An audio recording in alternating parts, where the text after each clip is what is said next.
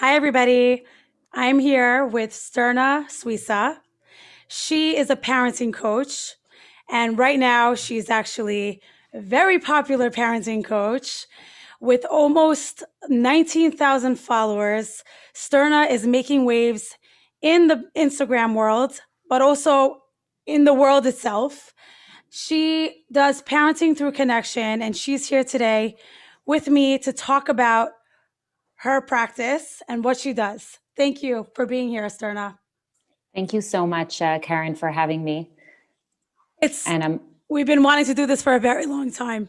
yes, a very long time. And I'm so happy it's finally here. Yes, thank God. So, Sterna, can you tell the audience how you started on your parenting journey? Yes, of course. So, from a very young age, my own childhood was kind of like a roller coaster ride. But while I was living my childhood, that was normal for me. That was my norm. And I was a happy child no matter what I was going through, even though looking back, I went through lots of experiences that were not very normal for a child to go through. And as I entered adulthood, I got married.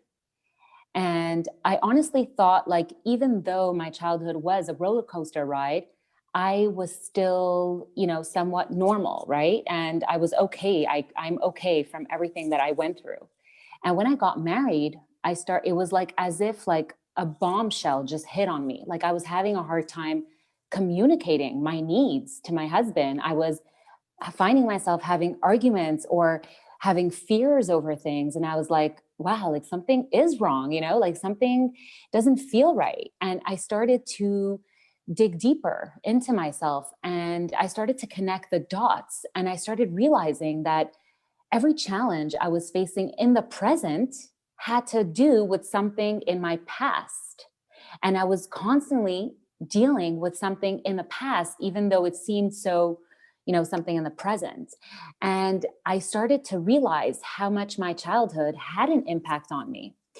And I wanted to do better for the future family that I was going to raise with my husband. So I started to dive into self help books, parenting books, and I really kind of made it like my mission, that I would break this generational patterns before me and offer better for my children. And I'll never forget when I had my first child, as much as I was questioning everything, it was as if the way I was brought up kept creeping into my days. And I really had to be so intentional, so conscious with every little thing I was doing. And as much as I wanted to break free, it still kept creeping in. And I realized how big this work is. And it's really something that I had to really give my full energy and time to and question every little thing that I was doing. So I did that, for many, many years. I started questioning everything and I started changing things and I started realizing things. And as the years were going on, I started to also have this kind of like puzzle of my life put together where I was kind of understanding the way I was parenting my child, which made me understand my own childhood, which made me understand the effects of it in my adulthood today. And it was kind of like puzzle pieces over the years getting put together. And I remember, hanging out with friends, parents, and of course, all we talk about is parenting, right? We're all new parents. And we would discuss about parenting. And I remember being surrounded by my friends and hearing the way they're going about things with their children and thinking to myself, oh my gosh, they're misunderstanding their children. Like they're really misunderstanding their children. And I'm not the type of person to go out and, kind of give advice to people unless they ask me. So I would stay quiet. And one day, I'll never forget, I had this incident where I was sitting somewhere and I overheard two parents talking, and they weren't talking to me. And the parent was saying how, she's had it and she's going to be telling her 18-year-old child to leave their house because he is not obeying with the rules. And she was going on. And I was sitting there and I felt so uncomfortable. I said, I have to say something. Like, how can I just sit here? But nobody's asking me advice also. And I literally, I just took like a brave step, and I went to her and I said, you were not talking to me, and I'm so sorry if, I'm imposing this or I'm being rude, but I have to tell you something. And I told her two sentences. I said, I don't know your child and I don't know you. And all I have to say is, we don't own our children. And God gave them to us. He blessed us with a child, and we have the merit and opportunity to take care of them. If this child you're talking about wasn't related to you, if I called you and said, hey, can you host somebody in your house? How would you treat them? How would you treat them if they didn't clean up after themselves? How would you treat them if they came late? How would you treat them, right? These aren't our children. And I told her, I said, whatever you do, don't take your child out of your house. Do one thing before. Treat him like a guest. And she looked at me, she's like, what do you mean? I said, treat him like a guest. That means when he wakes up in the morning, you make him breakfast and you sit down with him and you say, how are you doing? What are your plans for the day? She's like, okay. I said, a guest, you would probably go make an effort to make his room. Do that for him. Treat him like a guest. See what happens. And he's like, and she was telling me, she's like, you don't know my son. I said, I don't need to know your son. I just know that every child is our guest in our home. Anyhow, that conversation ended, and I actually bumped into her years later. And she literally had tears in her eyes and she started shaking. She's like, do you remember me? I said, I do. She's like, from that one conversation, everything changed in my house. And it literally gave me the power to feel like I have to share this with parents. I have to start speaking up. So I started speaking up. And every time parents would talk to me, normally I would just listen to them complaining and not give advice. I started opening up and saying, hey, can I help you out with this? Can I share what I've learned over the years? And the more I would do that, the more parents would come back to me and say, oh my God, Sterna, you're so right. Like, you're so right. And I shifted that and I did that and my child changed. And like, I don't know, like, this is insane. Like, I wish I knew more. Can you tell me more? And then I started taking, all my friends together. I started sharing everything I've learned. And from one group of parents to the next, to the next, to the next. And then I wanted to expand and reach more parents. And that's where, I came on That's Instagram. how I found you. Yes, exactly. Yeah. So it's very interesting. Like, continue what you were saying. Yeah. So basically, it kind of also, I feel like it came to me. Like, this calling came to me. Like, I would sit, in any event, and suddenly a mother who's 50 years old with 4 teenagers would sit next to me and start telling me about her kids, and I would tell her a small thing and she would be like, what? Oh my God, can I call you for more? I have to talk to you more. And suddenly I made relationships, and it just like literally just came to me. Like, parents would just come over to my house and like talk to me about parenting, and it really, I feel like it's like a calling that called to me. What I find interesting with your story is that you started this journey before you started having kids. So, from what I'm seeing, it's parenting is not so much about how you're treating the child, but it first comes within how you treat yourself. This is what I'm sensing from Yes. your style of parenting, that it's not just about like, I'm the parent, you're the child, do as I say because I'm the boss. It's more like I'm discovering what triggers me, perhaps, what makes me happy, what makes me sad, what makes me angry. And because of those things, that's going to affect the way I treat the people around me. And you also said something about the way you were raised. I find this to be a common, what's the word I'm looking for?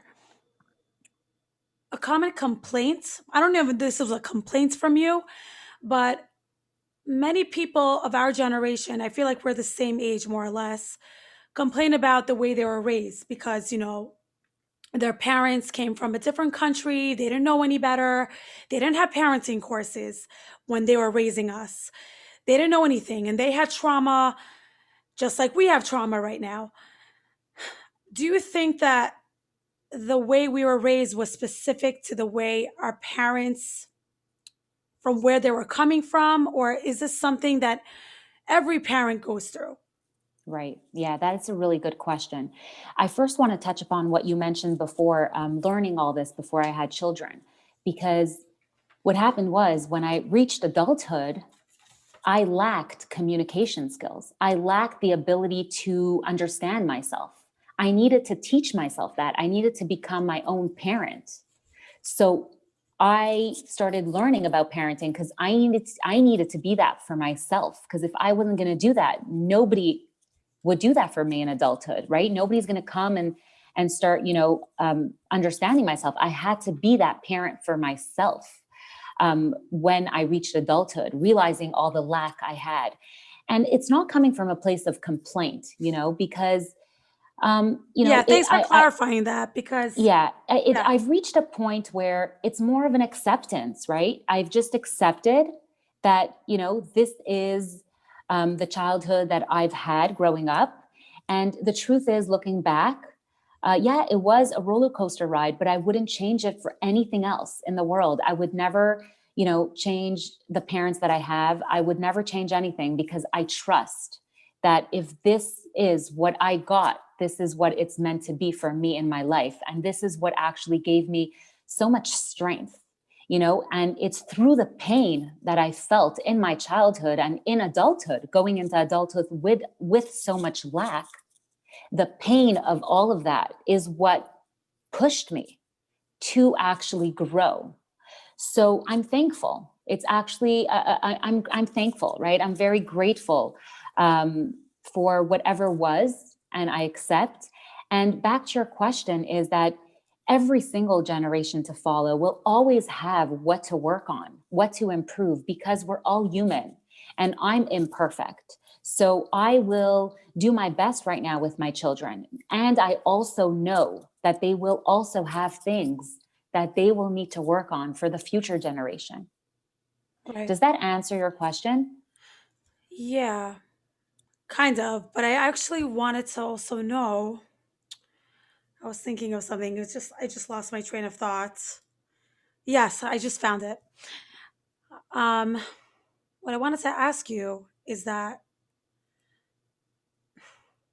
are we kind of curating a childhood for our kids by like making sure that we don't do anything wrong, that we speak to them nicely at all times, that we work on ourselves? Could this be a detriment to children?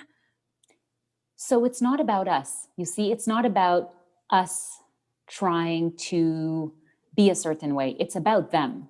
I need to make sure that I am providing for my children what is for their best in adulthood, looking for the long run, not the short term. You see, it's not about right now with my children. Everything I do with my children today, I think of in the long run. Will this affect them in the long run? I want them to enter adulthood as healthy adults. That is my goal. And that is, I think, everyone's goal, right? That is really our goal. So it's not about me, really, right? It's not about, I'm more concentrated on them. How can I best provide for them? Hmm. How would you feel that, what would you think is detrimental? So you hear when parents are trying to do everything great for them, but sometimes you feel like maybe you're spoiling them or you're making them entitled, because you do hear stories of parents who did everything for their kids, like everything you can imagine. They spoke the right way. They tried to never raise their voice. They never spanked them. They just tried to do everything right and treating them with civility and connecting with them. But their kids somehow are not. coping, healthy adults, whatever healthy means Right. nowadays. Now it's Exactly. like, So I feel that doing the right thing can have different meanings for everybody. So I believe that one thing that many parents think is doing the right thing for their children can be very detrimental is when we try to save our children from experiencing any pain. You see, that's not our goal as parents. Our goal as parents is not to make sure my child is always happy and to always fix any pain that comes their way in order for them to be happy.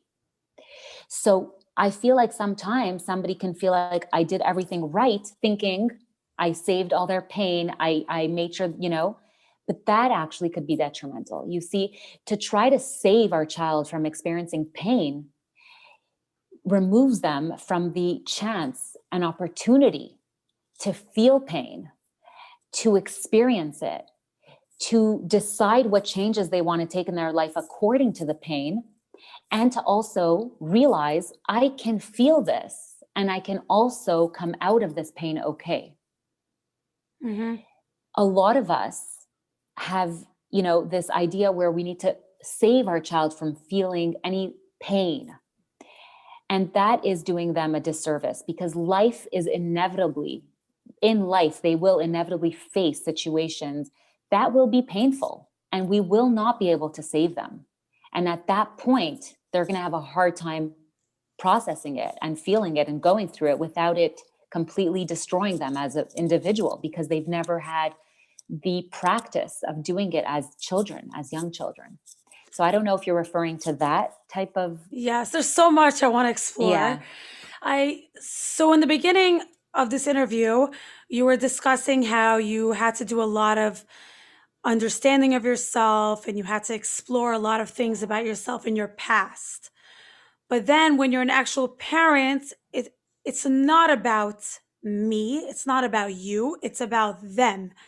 So how do we go from this journey of like self-care, self-improvement, self-help to other help to it's about them and it's not about me. Yeah, it's not about me because what happens is that if, for example, um, something, I don't know, I'm trying to think of an example. If, for example, a parent never got um, something specific in their childhood, I don't know, never Hugs or kisses. hugs or kisses. That's a good one, I guess. Okay. So if, for example, a parent never got hugs and kisses, right? So then they're going to be making an effort to, no, that's not really a good example. I'm Okay, trying to fine. say sometimes something that we lacked in our childhood, we try to give to our child, like in an abundance, in a way where like, I hope that they don't lack it. And I hope that this is, but that was an experience we experienced in our childhood. And now our child is experiencing their life, their childhood. So it's not necessarily how like my childhood was filled with experiences and what I went through was my story. And now my child is experiencing their story, their life. So I don't want to mix the two because that would be that like my children are kind of like an extension of me, right? That means that they are now going to, here's an example. For example, I always dreamed of learning piano growing up, and my parents never gave me that opportunity. So now I have a child, and it's like, okay, I'm going to give you piano lessons. You're going to be able to do piano lessons now. But really, hold on. You see, that's my dream. That was my dream that was never fulfilled. So I need to now tell my child, or observe my child and see what could possibly be a passion that they would be interested in doing right now. It has nothing to do with me and my past. You see what I'm saying? So sometimes we need to split the two. And this is my story that I own. And now they're creating their own story. But you have to know your own story before you start. Yes. Right. I wouldn't say have to because that would be conditioning it. I think it's just a beautiful journey to experience together, to experience, to see our children's childhood, and also maybe to go back to ours, and just to think over each of them as separate. Do you think it's a necessary step for every parent to go through this journey where they have to go through their past and their childhood? Because I know many functioning adults, I mean, Yeah, from the outside, it seems that way, that they're like, I had an okay childhood. They don't really think much about it. right. They never like really went and did that inner work to Yeah. figure out, I you yeah, know? I don't think that we need to go backwards and, go back to every event. And a lot of us maybe don't even have the memories. The thing Right. is, though, that our body has the memories stored inside of it. So what happens is that our body will show us. Can you give an example? Yeah. So for example, um, you know, I was never allowed to say no to my parent.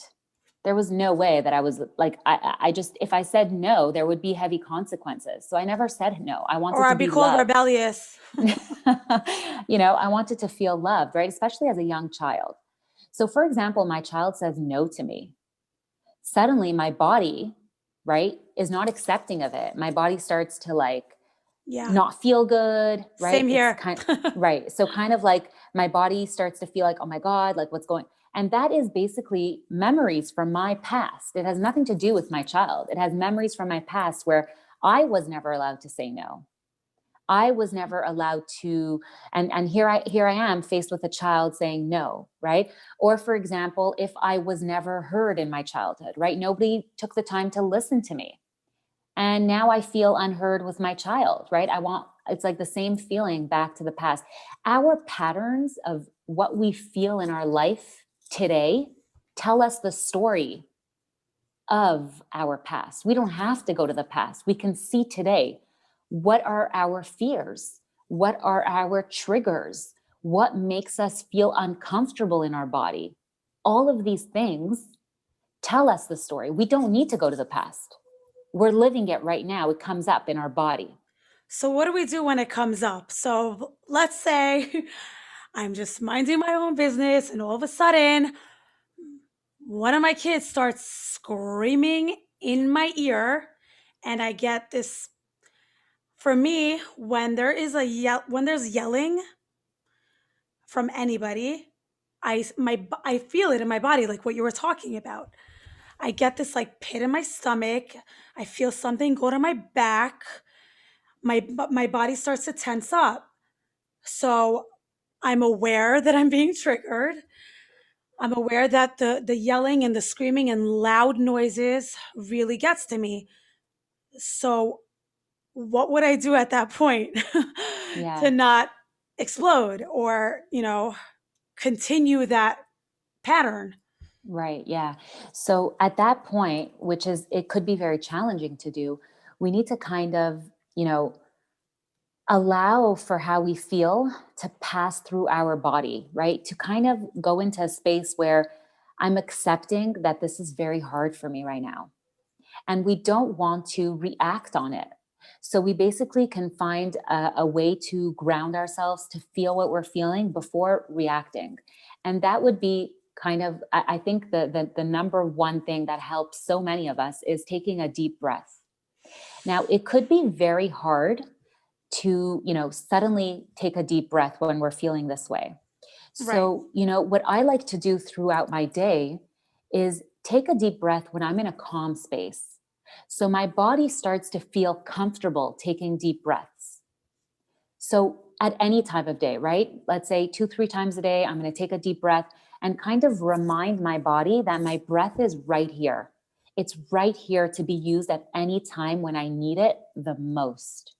And when I feel triggered, I can feel comfortable taking a deep breaths because I'm already getting my body used to it.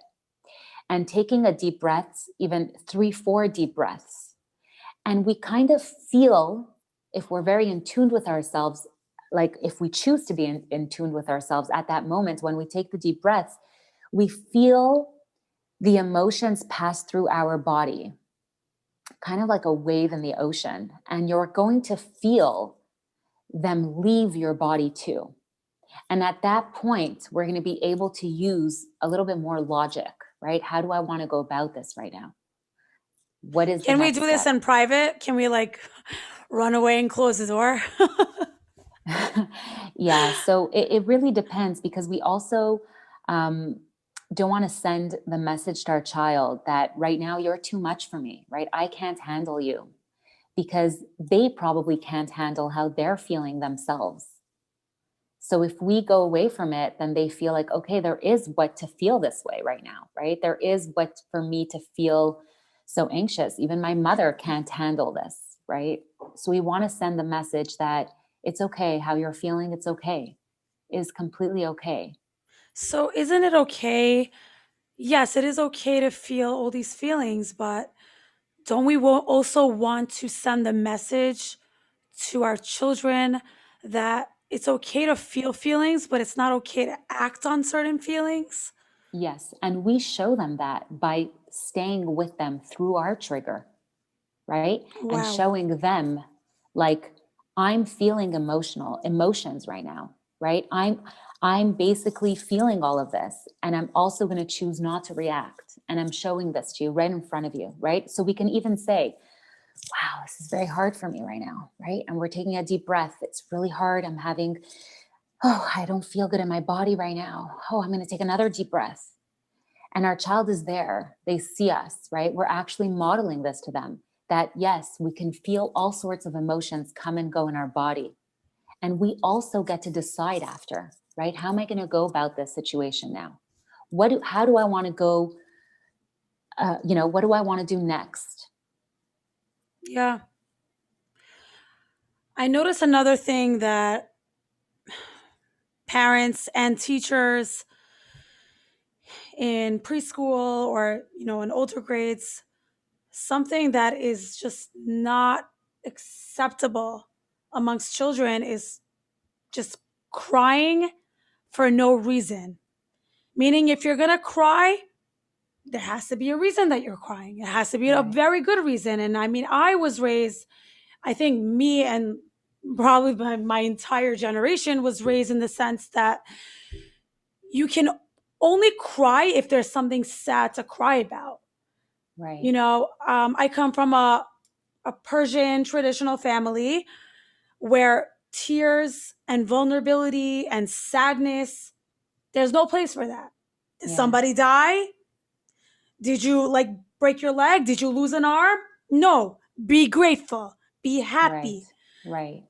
So this is a cultural phenomenon that happens with all the people in our generation, especially, I don't know, from a Sephardic community. This is how we were raised. Yeah. Tears, crying is bad. And I notice for myself, it's very hard for me to see crying like for nothing. Yeah. I get triggered by it. Right. So saying for nothing is a real judgment on our part. You see, we're judging that it's nothing. Think about this, a child who's crying. Why would, or even how could they be faking this for nothing? You see what I'm saying? Us adults, we are not just going to cry for nothing, or cry, pretend, right? To pretend cry. We could pretend to put a smile on our face. We could pretend to be okay. And we need to be more concerned about that as a society as a whole than the crying. Because the crying shows that a child feels safe enough to show us how they're feeling. They're being authentic with us, they feel safe. And also, what we lack to understand is how healing crying is. Crying is a way for the body. You see, we're very limited with our words. Sometimes there's no words to express the pain we feel inside of ourselves. So the body expresses it through tears when there's not enough words, when there's no words to express how hard this is for us inside of ourselves. The body will show it to us through tears. And tears actually contain, I think it's like stress. Yeah. Anyhow, I have it on my page, a whole thing that I explain, but basically that is the healing, right? To allow a child to cry is what allows room in their body afterwards for more emotions to come in, right? For happy emotions to come in, for their body to feel better. Right. And when we understand this and we cry ourselves and we are in tune with ourselves and we begin to like look inwards and say, wow, I feel better. I just cried and that like whole load came off of me, right?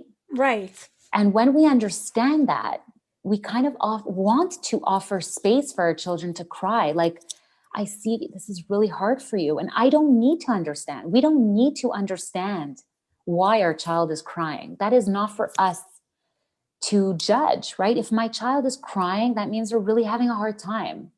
And I so hear you with it being associated with ungratefulness or disrespectful, and these are things that we were taught to believe, and it's not true. We could be extremely grateful and also experience pain. These two things can coexist, right? Yes, for Like sure. like for example, in a marriage, if a wife is crying, then a husband's like, What did oh, I and you're, do? What happened? yeah, exactly. You're not happy with me. You're not happy. You're not grateful. Yeah. Look at the life you have. And it's like, hold on. I can experience sadness and also love my life and Yeah. also love our marriage. And Yeah. same is true with our children. If they're crying, it doesn't mean that they're unhappy in our house. It means they're happy in our house. They feel safe enough to express it. And what better gift it is to give them the ability to let it all out so they don't go to adulthood Mm, carrying all of these emotions stuffed inside them. right. Okay. Every time you say something, I have like literally like 7,000 thoughts. I don't even know what to say. Okay. Let me take it one step at a time. So I wanted to make a comment about the crying, and I do notice that for myself, when I cry, sometimes I'll cry like every day, maybe for like a minute, 30 seconds, and it's so healing and cathartic and therapeutic. I feel like a burden just like came off my shoulder. And sometimes I don't even know why I'm sad. Like today, I couldn't tell you like why I was feeling a certain way. I just felt like off Yeah. and I needed to just cry. And my husband was like, what happened? Why are you crying? I'm like, no reason. There's just no reason. I'm just crying. I don't know. Right. But it was very healing to cry. Our body knows what it needs. That's the beauty of it. You see, our bodies know right now, this is what it needs to feel better. Right. But then I see people and I see a lot of children who are perpetually sad, like crying non-stop. I'm a toddler teacher. So I see these types of kids all the time where like it's May and they're still crying for their mommy or daddy all day. At what point, I mean, do you allow a child to just cry and cry and cry? Like, is there a limit to sadness? Yeah. So what you're bringing up is a sensitive topic, and I'm going to say what I have to say, even though I know Okay. that some parents aren't going to be happy with this. But Okay. reality is that toddlers aren't meant for the school system yet. They are way too young. Whoa. Yeah, I like this. And it's like saying, why is my newborn crying all night? Like, they're not meant to be sleeping all night. They are going to cry all night. Like, they have needs. So toddlers, same with them. So, you're describing a class setting with many, many toddlers and not enough caregivers for the amount of toddlers and their And needs attention. and attention. And it's hard, if you calculate how many hours parents are with their children, like, you'll understand these toddlers need their parents. It's true. They're right. Like, they're right for crying that much. Like, I really understand them. Sometimes I ask parents, like, let's calculate how many hours your child's with you. And it's like literally an hour in the morning, and half that time we're busy rushing them. And then in the evening, it's like another hour and a half before they go to sleep. That's 2.5 hours a day. And half of it is asking a child to do things. Like, that is not a lot of time. You know those people who rain on the parade, like everyone's just easygoing and chill. Everyone's like more or less content, and the toddlers, they need social skills and they need to be with other kids, but not even toddlers, just like regular people. And then there's just one person who is just like the Debbie Downer, or the person who is always complaining and sad and crying all the time. So, isn't it a nuisance for other people? Like, I'm not even talking about toddlers right now. I'm talking In about just in general, general. like, for example, a family that has one child that is always going to cry or complain, or Yeah, like the other siblings don't want to hear it all the time. They're like, stop crying already. Like, to be honest, I think most normal adults don't want to hang out with someone who's always sad all yeah. day. So sometimes a child can continuously cry and complain because they don't feel validated enough. So they're trying to get their message across, right? Hear me out. Do you understand me? Do you understand what I'm trying to say here? If a child doesn't feel validated, they will seek their need to feel validated, right? Because they want to know, is this normal how I'm feeling? And we get to show them this, right? If we're going to be invalidating and say, there's nothing to be afraid of, there's nothing to worry about, don't worry, then now they're feeling kind of crazy with their worry, right? Like, I'm feeling worried right now, and you're telling me not to feel worried. So it's just going to continue and it's going to continue, right?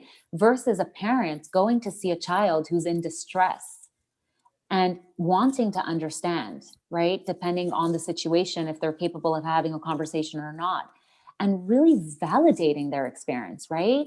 I understand this is hard for you right now. I understand you. It's so understandable that you feel this way right now. I get it, right? And just to sit with them and say, I hear you and I get it and I understand, can go a really long way. And sometimes I feel like that's what these children really need, just to be validated. I think adults are afraid of validating a child's experience or emotion because they're scared that if they tell them that what you're feeling is quote unquote true, then they're actually reinforcing this behavior, which I want to talk to you about.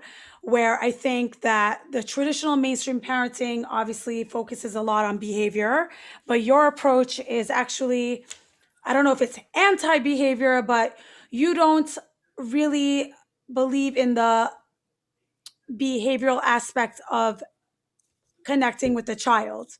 Can you explore that with us a little bit? Like, tell us your Yeah. approach and how it's different from the mainstream approach? Yes. Well, what you're saying is that a parent might be afraid of, I don't know, let's say being disrespected, right? Yes, that's a big Okay. one. That's a big one. Okay. So let's say Yeah. disrespected. So already the term, you see, already saying my child is disrespectful is a judgment on our part. And I'll explain it. For example, a child is showing us behaviors that many would say are unacceptable, right? So for Right. example, they're yelling at their sibling, they're pushing their sibling. And we're going to say, oh my gosh, they are so disrespectful.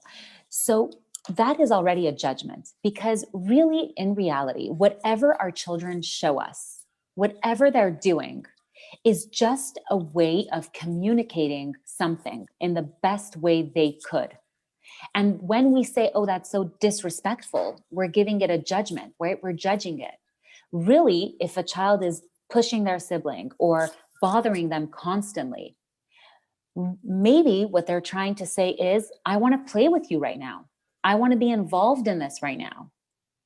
So, us as a parent, we're the ones that need to coach our children, right? And say, oh, wow, it seems like you have something really important to say right now to your sibling. So, you see that shift? It's not you're being disrespectful to your sibling and stop that. It's, I see you have something so important that needs to be communicated. And I'm wondering what it is. Is it that you want to play with them? And oftentimes children will say yes, Or they'll right? say no. Oh, they'll say no, or I I want hate them to it. move. I want them to move, right? And at that point, we can say, oh, okay, so let's tell them that. Let's say what you're feeling right now. Let's tell them. And then we stay there and we see the child say, I want you to move, or I also want to play with you guys. And then they're going to go back and forth and communicate. So to deal with just what we see without seeing that there's something behind it is kind of like this vicious circle that we can go into without actually helping our child.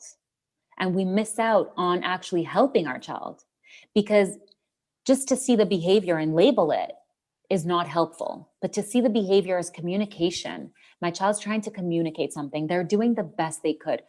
Think about it. Why would our children not do the best they could?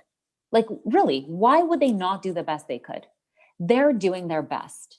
And this shows me where my child's at and my role as a parent, right? What I need to guide them through, what skills I need to still work on with them. So I don't want to eliminate what some parents would call, quote unquote, disrespectful behavior. I want my child to show me all of these parts of themselves, because then that gives me the opportunity for me to step into my role and actually guide and teach them what they're lacking. I think a big issue is that a lot of parents don't have the time, or they don't make the time to sit down, be with their children, teach them and guide them. Maybe sometimes parents only have like 10 minutes a day, 20 minutes a day, like between working. Some parents work full time, running around. Maybe they don't have help and busy, like handling all these plates, juggling. So, is this approach even possible for busy parents? Yes, it is. Because as much as we can tell our children things all the time, the number one way that they're being guided from us is the way we communicate to them. So when we have a need, right, and we're going to show it to them or express ourselves, right? Also us, sometimes we can call, today I was at the park and I saw a parent yelling at their child, right? So for me, that is quote unquote, like disrespectful, right? That's disrespectful, the way they yelled at their child. In reality, that parent had something important to tell their child, right? So if they work on themselves, right, and say, hey, I have something to communicate to my child right now. How am I best going to communicate this? Because when I do that, that's how my child also learns, right? So if I'm going to work on modeling this to my children, right? This is how I'm communicating my needs. This is how I'm communicating that I need help. This is how I'm communicating anything throughout my day. Every interaction I have with my child offers me this opportunity to guide and to teach them, right? When I show gratitude, when I say please, and when I say thank you, and when I offer love, all of these things are opportunities. So even if we don't have the time to really sit down with our child and say, hey, I saw that you mentioned this to your sibling. What was really going on for you at that point? And we don't have the time to sit down with our child. We can still talk about ourselves in that way in the relationship with our child. Hey, this morning I said this to you and I've been thinking it over, and I didn't express myself properly.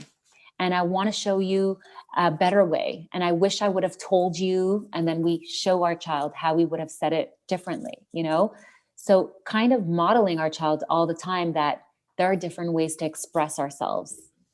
Right. And we get to choose, right? We got to choose.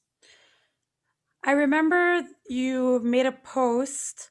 I don't recall exactly what it was, but it was something about like that your child's needs come before anybody else's needs.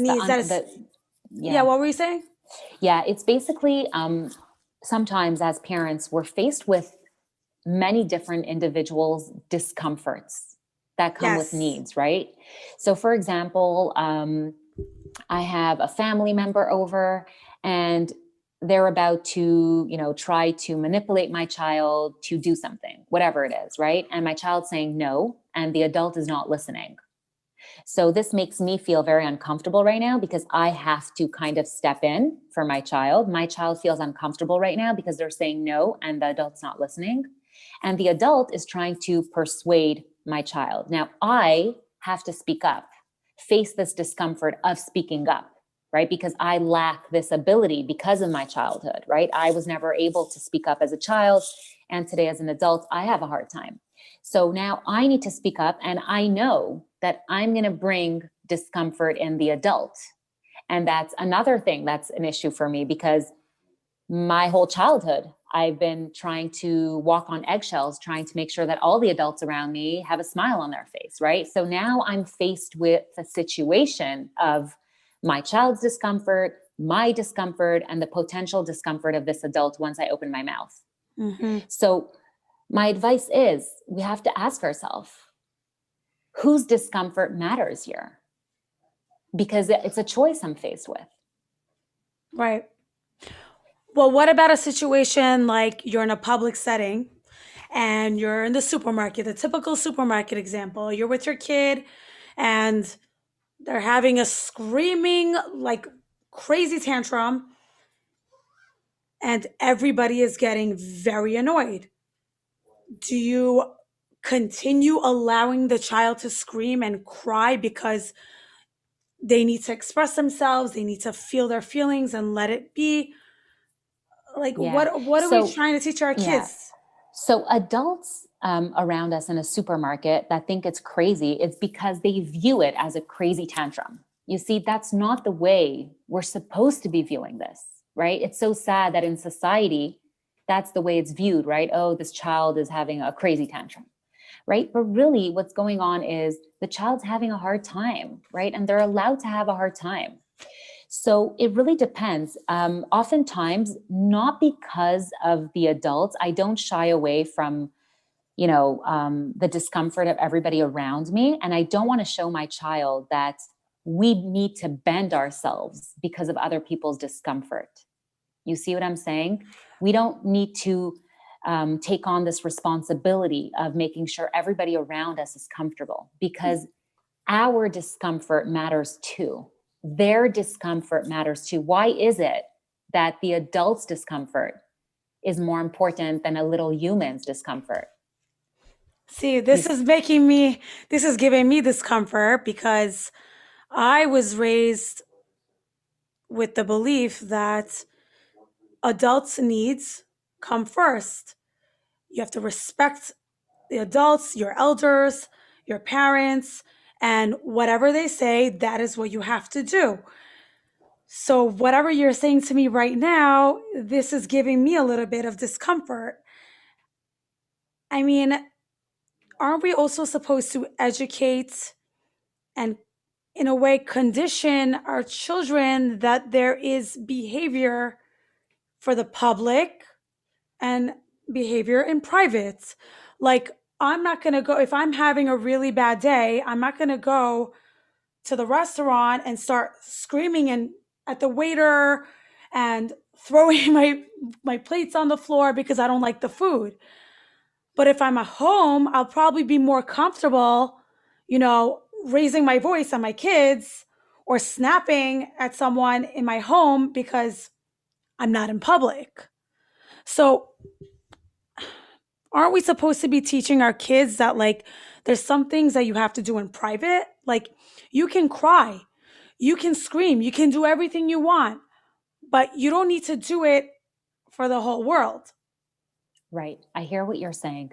So sometimes I do remove my child from a situation that we are surrounded by a lot of people, not because of the discomfort of the adults, but more because I want my child to go through this experience in a calm environment where there isn't so much noise around them, because adults tend to see, pop in, oh my gosh, what's wrong, and kind of try to fix the situation, which I don't want to, right? I trust my child's body to do exactly what it needs to do at this moment.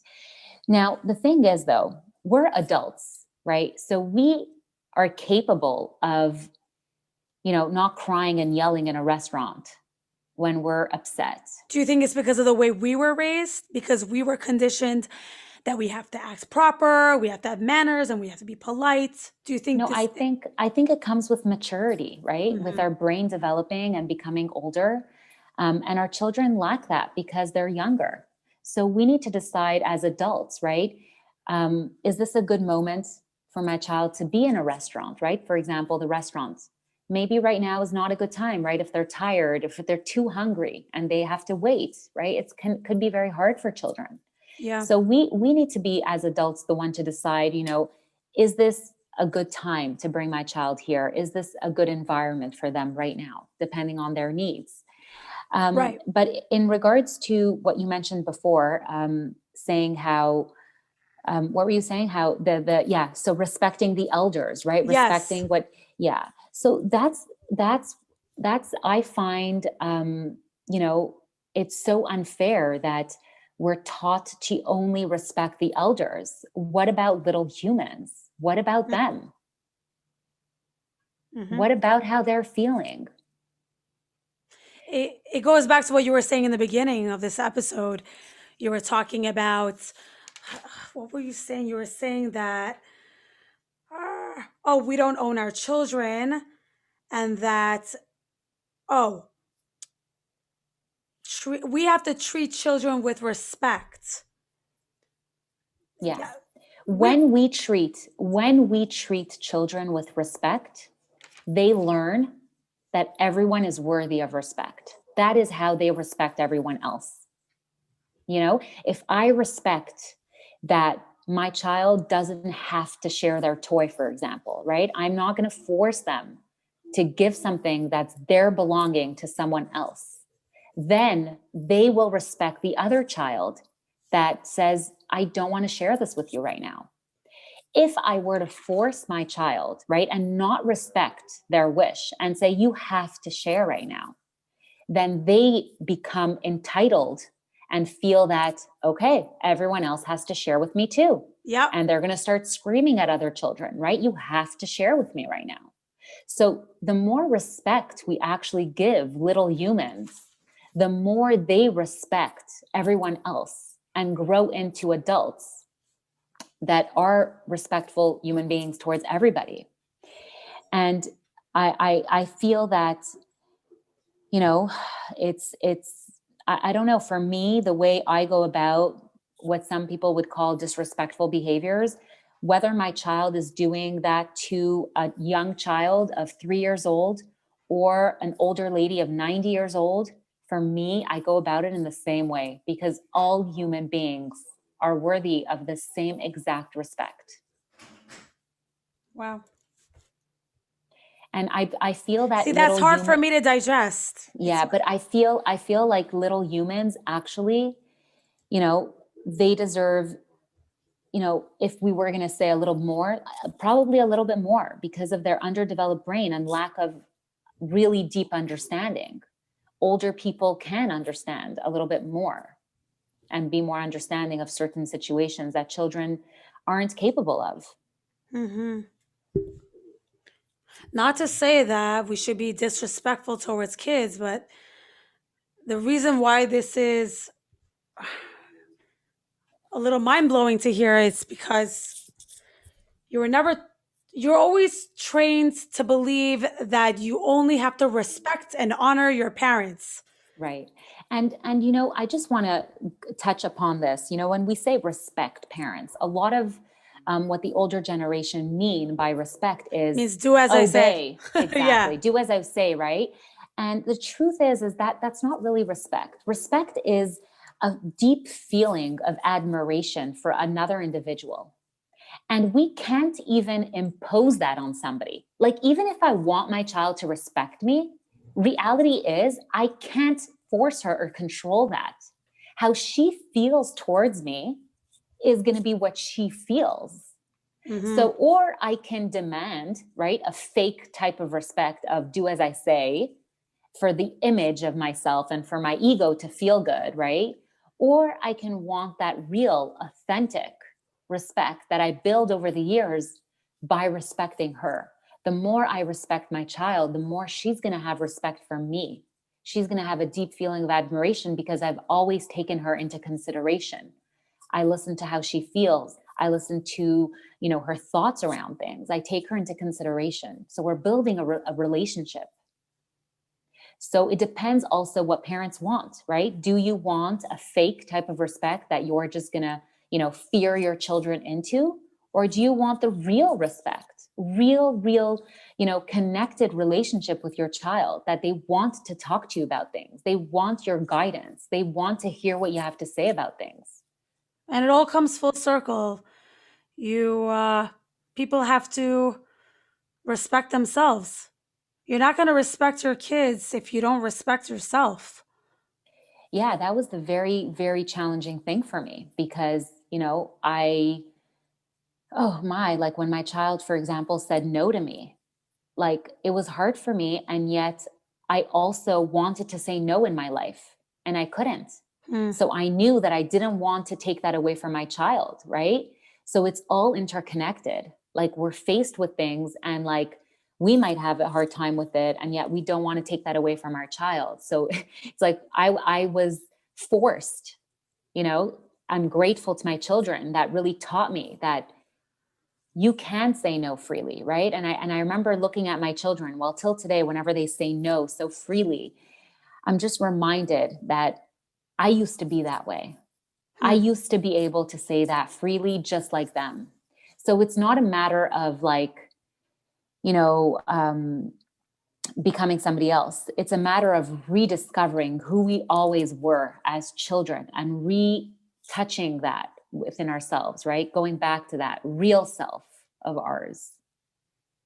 Can you give an example of how someone who's listening to this right now, if they're starting on their parenting journey or their inner work journey, where can they begin? How can they do this without getting too lost within themselves and not being in reality?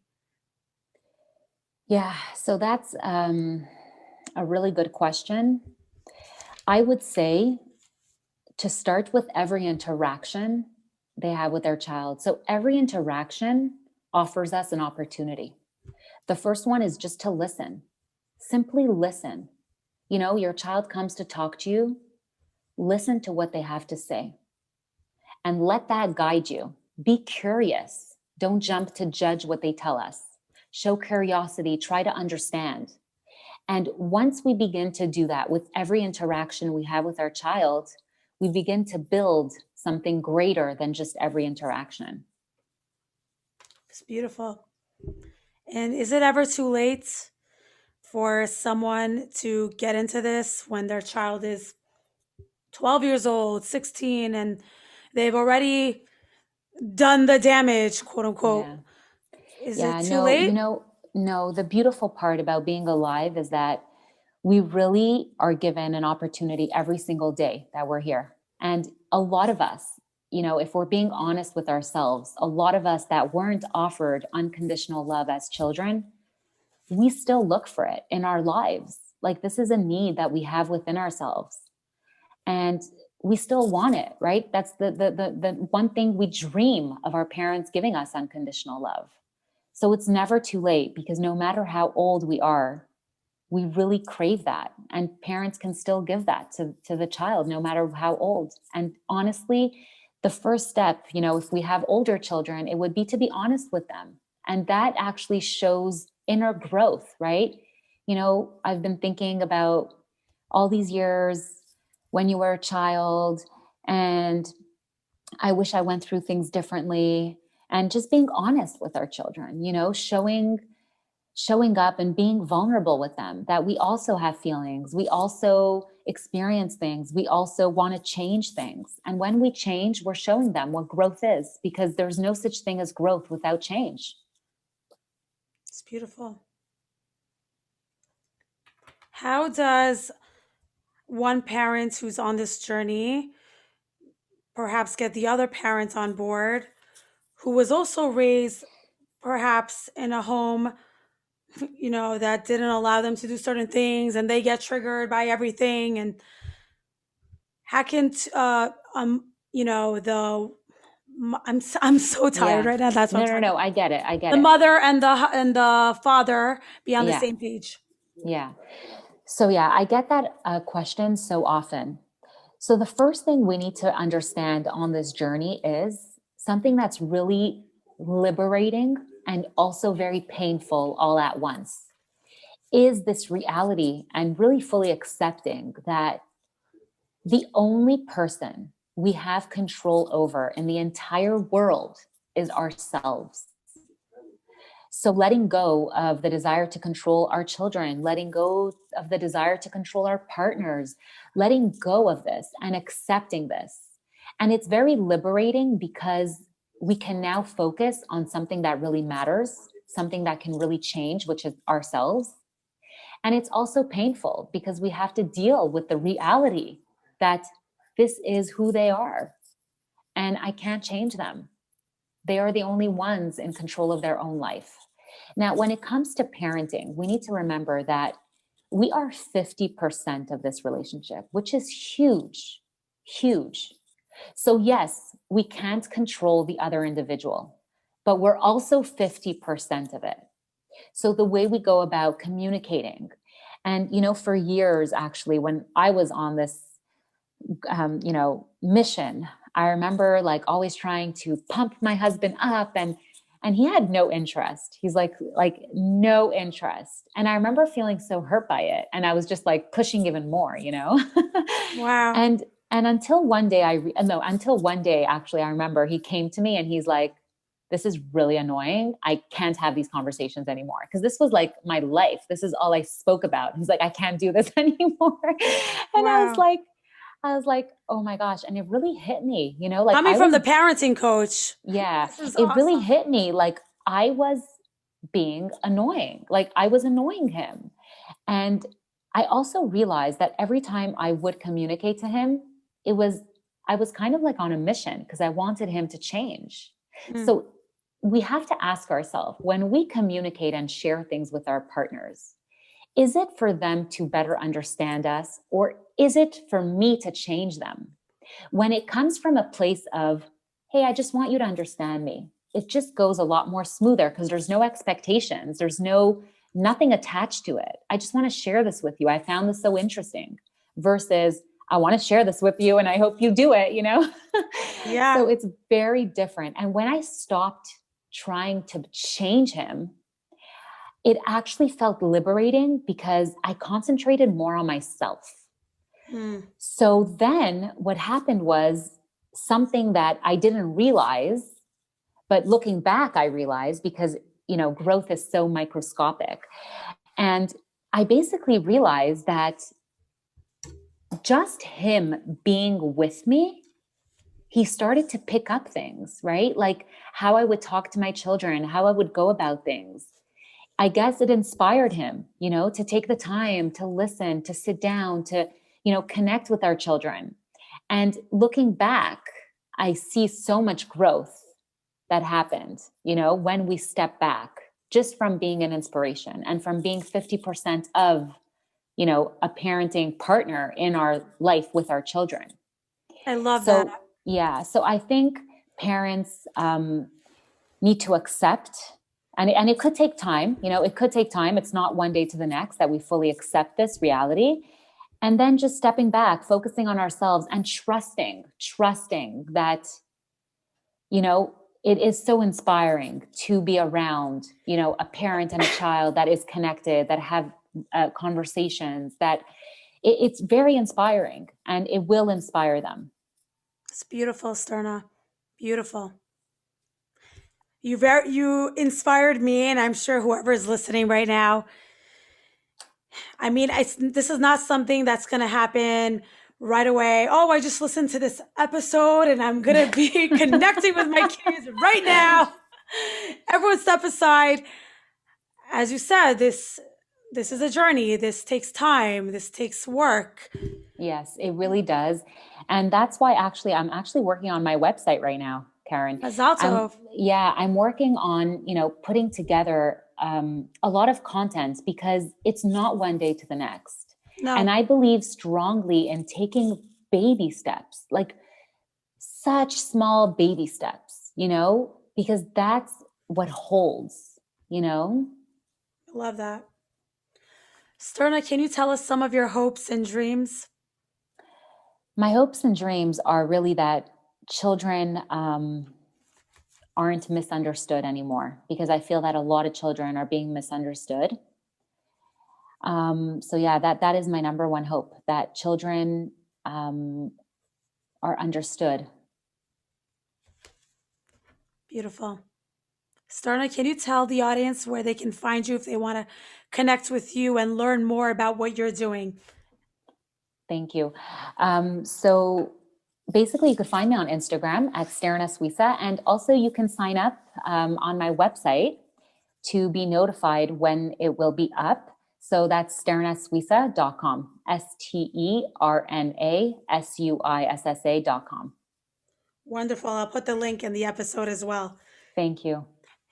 Thank you so much for coming here and sharing your parenting journey and educating us about what it means to connect with children and how to understand our children, and that just because that they're little humans, it doesn't mean that we need to treat them in a different way than we do with our elders. I really learned a lot from you, Sterna. I am, after this episode, I have a lot to think about. And one of the things I'm taking away from this, I took a lot from this interview, but one of the things that really hit home for me is that when I am triggered by something that's going on, especially if it's a loud noise or there's fighting going around, take a deep breath and don't run away. Be there with them, and that will help you